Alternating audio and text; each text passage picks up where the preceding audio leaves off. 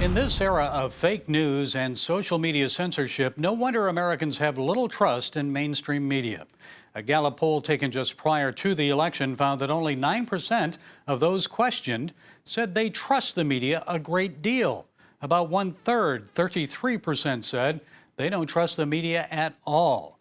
Sharyl Attkisson is a veteran journalist, former CBS investigative reporter, and host of the Sunday morning program Full Measure.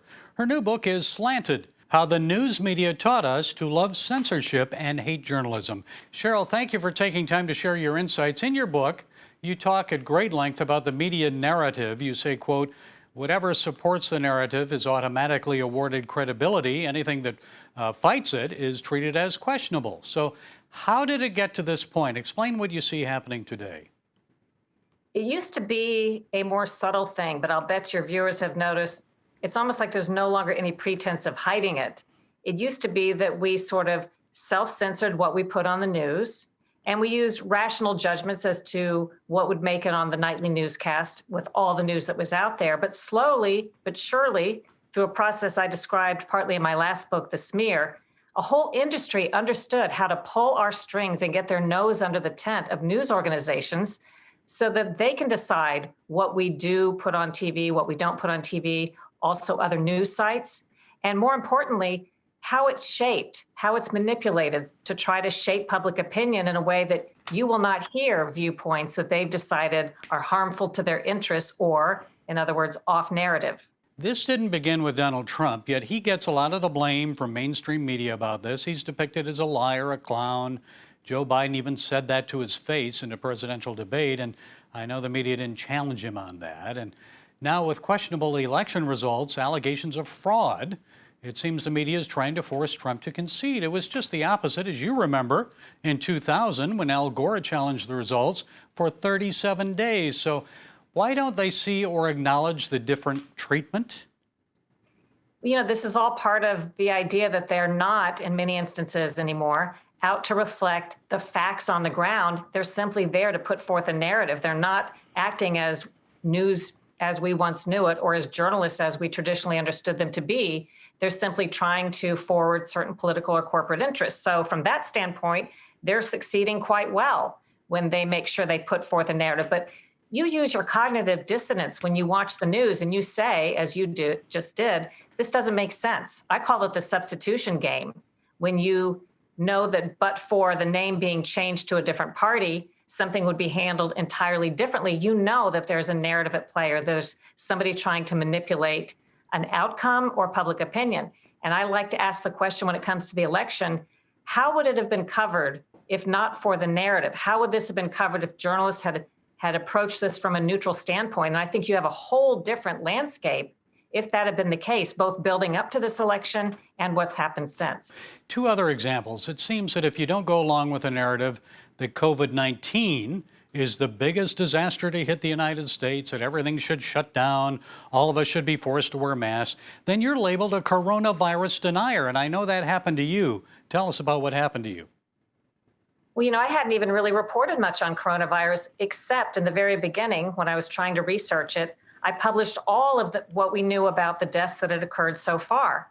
And what I published turned out to be very similar to some stories done in the New York Times and the Washington Post, but somewhere along the way, for reasons of narratives and trying to controversialize certain people, I got attacked in a New York Times piece with completely false information about what reporting I'd done. False quotation. I wasn't the only one, by the way, in this story, where they called all of us coronavirus doubters.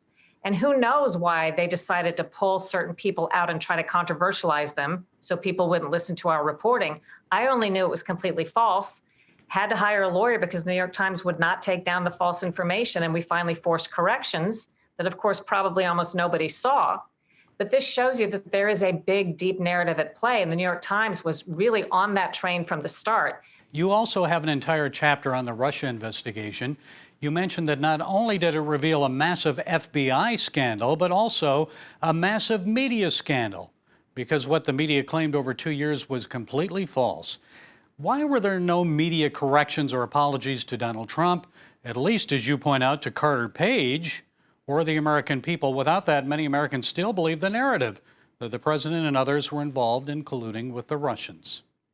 one of the biggest scandals of our time, how the news media has changed and redefined what it means to be a journalist so that they could weaponize their efforts against the president that they decided they didn't like, or who was an outsider and not in with the proper money and political interest that they wanted him to be in with. And the media just threw out basically longstanding ethics rules and guidelines, and even proudly said that we were doing it and said it was to address a uniquely dangerous president.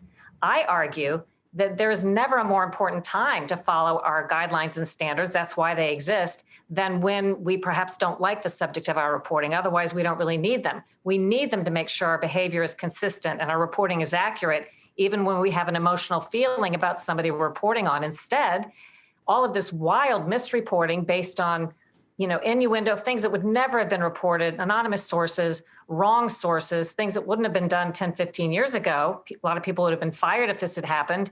And there were not these mass, as you said, apologies and firings, because I argue this was all mission accomplished on their part. They were not trying to disseminate the actual facts. They were trying to create this air of controversy and chaos for the couple of years that they did. And when it didn't turn out to be true in the end, as perhaps some of them knew all along, they still had accomplished their goal, in my view. What role do you think 24/7 news and social media play in this advancing of a narrative, the advancement of advocacy journalism? Well, it's big, of course, because we're now saturated everywhere we look, anytime that we look anywhere with these news narratives. But it's not just on the news. And I talked about this a little bit more in my last book, The Smear, and some in Slanted, the new book. But the idea that if you look at what comedy shows talk about and joke about, if you look at all kinds of things you don't think of, strings are being pulled by these, I call them smear artists, and some of them have done interviews with me. They're not just pulling strings on the news and on social media in these very obvious ways and outrageous ways. They're pulling strings on nearly every form of information that crosses our path in daily lives. It seems the journalism schools are okay with advocacy now. So what do we do? Is it already too late? I think people need to not accept it, continue speaking out about it, and understand that when they're trying to make you think that you're the only one who has some crazy view and you're not supposed to think it, you're not supposed to believe that scientific study, whatever it is, know that that's not true. Don't live inside this box. They only win, the propagandists, if you live your life inside the box that I call the internet and social media and the news. Make sure you have this reality check, listen to your cognitive dissonance, listen to your friends and neighbors, and live in the world as it exists, not the one they're trying to create, not this artificial reality. Okay, the book is Slanted, How the News Media Taught Us to Love Censorship and Hate Journalism. Thanks for being with us, Sharyl. I appreciate you having me.